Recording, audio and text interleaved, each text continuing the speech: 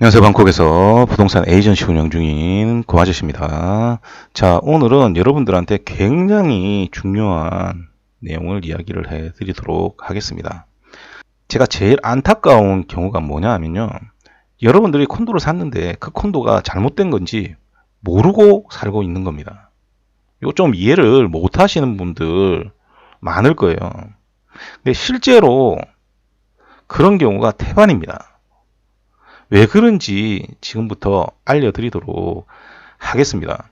먼저 동남아 콘도 대부분이 쿼터가 있습니다. 외국인이 살 수 있는 비율이 정해져 있죠. 태국은 49%까지 외국인이 살 수가 있습니다.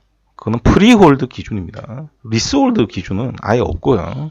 그러니까 프리홀드인 경우에는 49%까지만 살 수 있으니까 100세대가 있으면 49세대를 외국인이 살 수가 있습니다.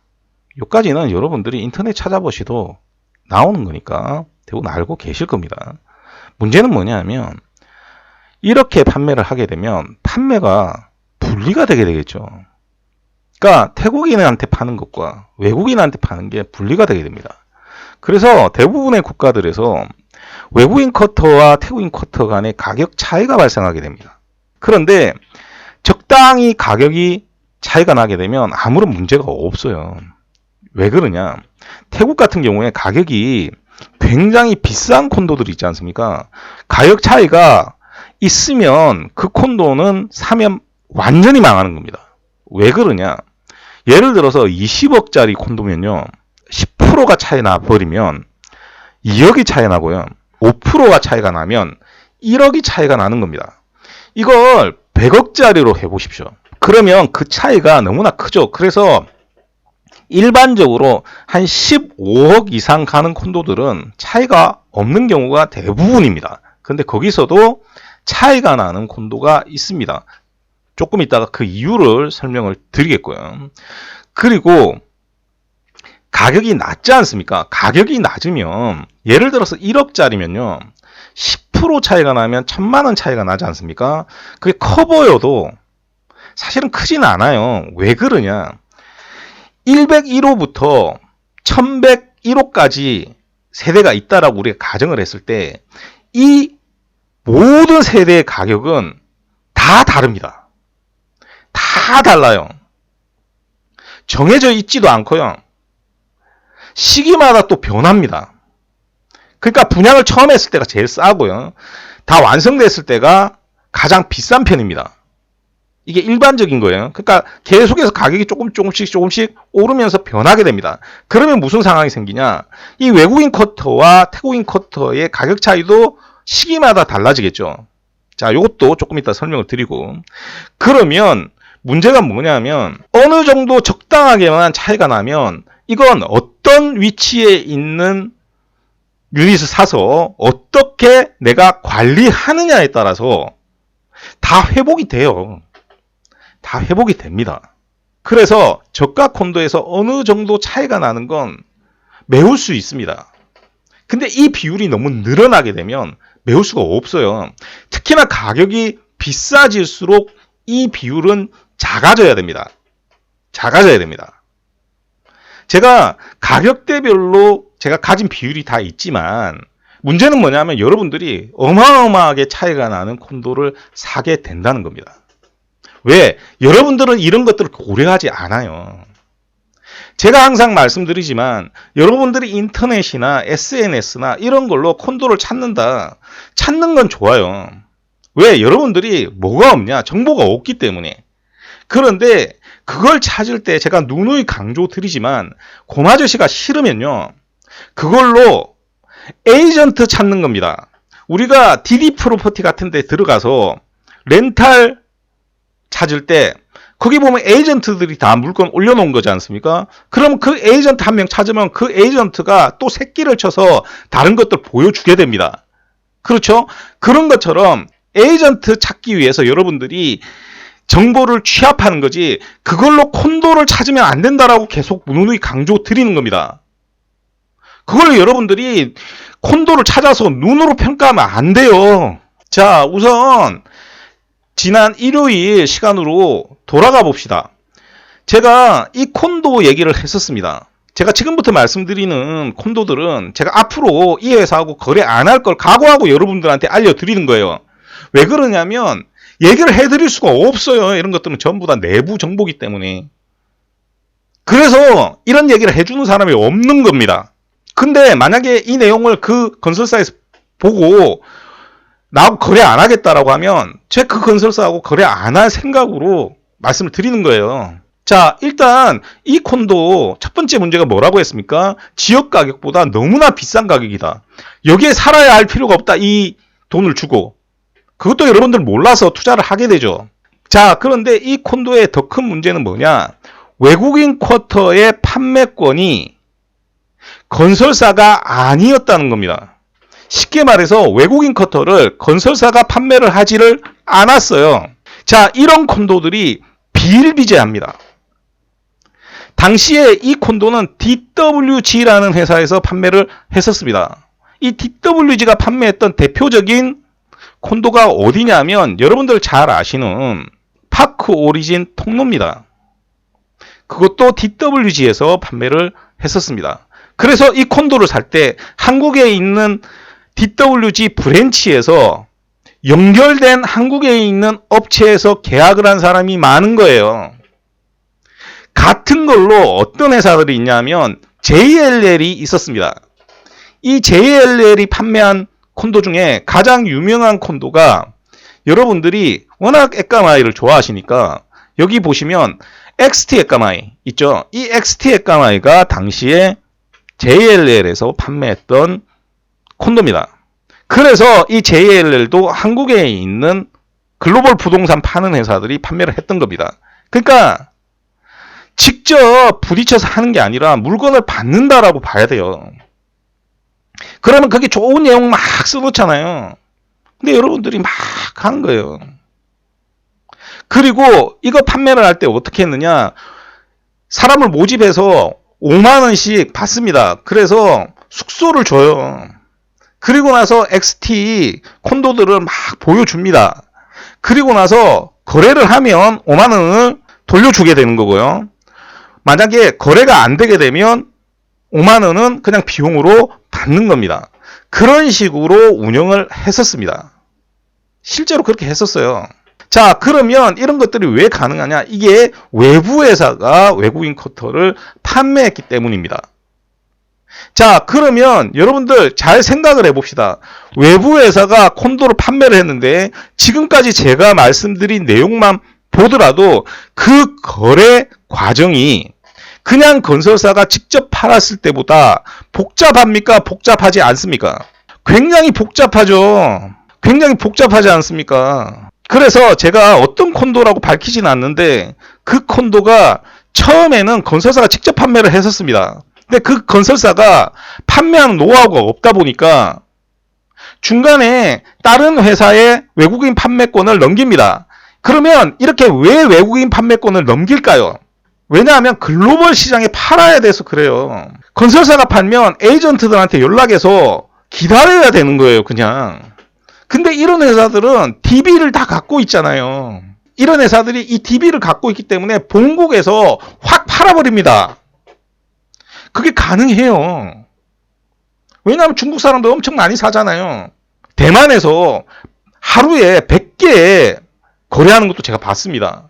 그러면 그런 식으로 판매를 할 수 있는 회사들이 아예 판매권을 사서 해버리면 훨씬 쉽죠. 그런데 그게 좀 크고 노하우가 많고 오래한 회사라고 하면 판매가 더 쉽잖아요. 건설사 입장에서는 어떤 겁니까? 나는 일단 돈 벌었고 그 다음에 내가 원래 받아야 될 콘도의 가격만 받으면 되는 겁니다. 니들이 얼마에 팔든 그건 크게 신경 쓸 일이 아니에요. 그러면 어떻게 됩니까? 가격이 오릅니다. 그래서 실제로 제가 판매를 했을 때와 판매를 안 했을 때 가격이 달라요. 제가 판매를 했을 때는 가격이 훨씬 낮았고요. 제가 판매를 중단한 시점이 바로 외부 회사가 들어와서 가격이 올라갔을 때입니다. 다행히 이 콘도는 외국인 쿼터와 태국인 쿼터가 같이 올라갔어요. 그런데 보통은 어떻습니까? 외국인 쿼터는 이 회사에서 파는 거고요. 태국인 쿼터는 그대로 건설회사에서 파는 경우가 많아요. 그렇게 되면 어떻게 됩니까? 가격이 분리돼 버립니다. 그러면 외국인 쿼터하고 태국인 쿼터 가격 차이가 분리돼 버리죠. 그런 상황이 벌어지는 겁니다. 왜? 처음에 말씀드렸던 걸 곰곰이 되짚어 보시면 어떤 상황이 생겼습니까? 유통구조가 굉장히 복잡해졌잖아요. 유통구조가 굉장히 복잡해지니까 중간 마진이 계속 늘어나게 되는 겁니다. 그러니까 가격이 계속 올라갈 수밖에 없는 거예요. 제가 최근에 여기 허가가 어떻게 나는지 잘 이해를 못하겠어요. 여기는 사실은. 그래갖고 한 1년 정도 표류를 했는데 분양을 하려고 하더라고요. 그러면 허가가 난다는 소린데 뭐 그건 그렇다 치고 여기에 XT 새로 쓴다는데 이게 허가가 나든 말든 저는 관심 바뀝니다. 왜? 건설사에서 안 팔아요. 그러니까 관심 받게 되는 겁니다. 자, 그래서 이게 어떠한 큰 문제를 야기시키느냐. 제가 주로 드는 콘도가 여기 보시면 스카이라이즈죠. 스카이라이즈 보시면 가격이 굉장히 싸요. 굉장히 싸서 이렇게 안쪽으로 좀 들어와 있다 하더라도 가격대가 너무 싸기 때문에 투자성이 있다고 봤습니다. 그리고 옆에 보시면 이렇게 쇼핑몰이 지금 들어오지 않습니까? 그러니까 조금 거리가 있어도 괜찮다라고 생각을 한 겁니다. 그래서 판매를 하고 싶었어요. 그래서 처음에 분양을 했을 때 외국인 쿼터를 외부 회사에서 판매를 했었습니다. 그래서 15%가 차이가 났어요. 그래서 제가 판매를 못한다라고 했습니다. 15%면 너무 크잖아요. 판매를 못한다라고 하고 1년 있다가 이게 리턴돼서 건설사로 판매권이 돌아왔습니다. 그래서 저희들이 촬영하러 갔습니다. 그날 다시 그 담당자하고 같이 확인해 보니까 그 건설사 직원에도 모르고 있었던 사실 그대로였습니다. 가격이. 그러니까 되돌리지 않았다라는 거예요. 그러고 나서 1년 있다가 다시 또 판매권을 팝니다. 왜? 자기네들이 팔아보니까 잘 안 되거든. 왜? 이 회사가 중국 회사입니다. 건설사가. 그러니까 노하우가 없는 거죠. 그래서 팔아버렸으니까 그 아예 손을 떼버린 겁니다. 그런데 제가 여러분들한테 이거 가격이 싸다라고 해서 그때 당시에 한 1억 정도 하니까 판매를 했다라고 칩시다. 여러 개 팔았을 겁니다. 여러 개 팔았을 거예요. 즉 지역 가격보다 낮다라고 해서 무조건 사면 되는 게 아닌 거예요. 문제는 뭐냐면 이런 회사들이 지금은 드러나지를 않습니다. 무슨 얘기냐면 예전에는 JLL이나 CBR이나 또는 DWG나 이렇게 큰 회사들이 드러내놓고 팔았습니다. 지금은 드러내놓고 파는 회사가 나이트 프랑크 정도 팔고 있습니다. 그 이외에는 대부분 드러나지도 않고 이름도 잘 모르는 회사들이 판매권을 사서 판매를 합니다. 대부분 중화권에 관계 있는 회사들이고요. 그러면 여러분들이 갔을 때는 그 사람들이 어디에 소속된 사람인지 절대 알 수가 없어요. 왜? 여러분들이 물어보면 건설사 사람이라고 하지 외부 판매사 사람이라고 얘기를 안 합니다. 그리고 설령 드러내놓고 하는 회사들이 있다라고 칩시다. 그러면 그 회사 사람한테 이게 외국인 쿼터하고 태국인 쿼터하고 가격이 차이가 난다던데요. 그러면 뭐라고 하냐? 차이 안 난다라고 얘기해요. 왜? 판매하는 애들도요, 얼마 차이 나는지 모릅니다. 왜? 걔네들은 태국인 쿼터하고 분리되어 있으면 태국인 쿼터 가격을 몰라요. 아예. 모른다니까요. 그래서 제가 판매를 할 때 판매하는 콘도가 적은 이유가 이런 콘도 빼고 저런 콘도 빼고 이런 콘도 빼버리면요. 팔 수 있는 게 거의 없는 거예요. 그냥 위치 보고 80% 탈락이에요. 그 다음에 가격 구조 보고 15% 탈락하고 나면 5% 남는 거예요. 그런 식으로 콘도를 정해서 여러분들한테 판매를 해야 됩니다. 그런데 이것도 항상 똑같은 게 아니라고 했잖아요. 가격이 변해요. 우리가 분양을 했을 때부터 가격이 결정돼서 정해져 있는 게 아니라 분양을 해서 준공될 때까지 가격이 계속 조금씩 오릅니다. 그러면 이렇게 외부 회사에서 판매를 하면 벌어져 있잖아요. 이게 외부 회사에서 판매를 안 할 때도 있잖아요. 외국인 쿼터가 훨씬 빨리 팔리거든요. 분양을 했을 때는. 그러면 준공을 했을 때는 요 차이가 많이 나버려서 당연히 외국인 쿼터가 잘 팔리니까 외국인 쿼터 가격은 빠르게 올라갔을 거 아닙니까? 그래서 무슨 상황이 생기느냐, 이 가격 차이가 너무 많이 벌어져서 판매를 못하는 경우도 있습니다. 그러니까 분양을 했을 때는 판매를 했는데 준공이 됐을 때는 판매를 안 하는 콘도가 있어요.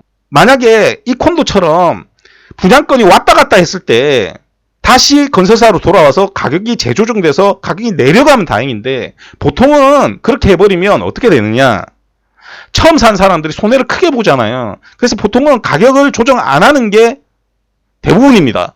물론 가격을 조정하는 경우도 덜어 있습니다. 그러면 그건 사도 돼요. 좋죠. 그런 콘도를 여러분들이 찾을 수가 없죠. 찾을 수가 없습니다. 자, 그래서 아속에 보시면 유명한 호텔 체인이 지금 분양을 하고 있는 레지던스 같은 경우도 있잖아요. 그거 CBRE가 팔지 않습니까? CBRE가. 그래서 제가 판매를 안 하는 거예요. CBRE가 팔면 되게 좋은 콘도다. 그게 바로 건의에 의존하는 겁니다. 말도 안 되는 소리고요. 제가 일례로 CBRE가 판매했던 콘도 알려드리면, 여기 보시면 에까마이 픽시 있죠. 여기 보시면 빈 공터 있습니다. 여기 콘도를 지으려고 EIA까지 통과했다가 지금 포기했죠. 포기했습니다. 이거 CBRE가 팔았어요. 좋은 콘도 안 판 거죠. 그래서 여러분들이 제발 눈으로 뭔가를 보고 판단해서 그 콘도를 살려고 하면 안 되는 거예요. 제가 누누이 강조드리지만 수영장이 어디에 붙었는지는 중요한 게 아니에요. 그건 중요한 게 아니라고요. 콘도 안에 뭐가 들었는지는 전혀 중요하지 않아요. 여러분도 진짜 비싼 콘도 가면요, 뭐 없어요. 그냥 집을 잘 만드는 거지. 그리고 대부분의 콘도는 기본적인 건 다 갖추고 있습니다. 만약에 모든 게 문제가 없고 퍼실리티까지 좋아요, 그러면 그 콘도는 굉장히 좋은 거죠. 근데 그 콘도가 나오면 여러분들이 사냐는 거예요. 그렇잖아요. 이게 문제인 겁니다. 그래서 제가 말씀드리지만 태국 콘도뿐만이 아니라 동남아 콘도가 대부분 다 이래요. 그러니까 해외에 투자를 하실 때는요, 제일 중요한 게 눈으로 보고 판단하는 게 아니에요. 그 안에 속에 숨어 있는 걸 찾아내야 되는 겁니다. 그건 여러분들이 할 수가 없어요. 이건 일을 해야 하는 거예요. 그래서 제가 SNS나 인터넷 보고 콘도를 찾지 말라는 거예요. 뭘 찾으라? 고맞으기 싫으면 에이전트를 찾으라는 거예요. 자, 일요일날 다시 위치 가지고 이야기를 해드리도록 하겠습니다. 자, 오늘도 들어주셔서 대단히 감사드리고요. 이상 저는 방콕에서 고맞으셨습니다.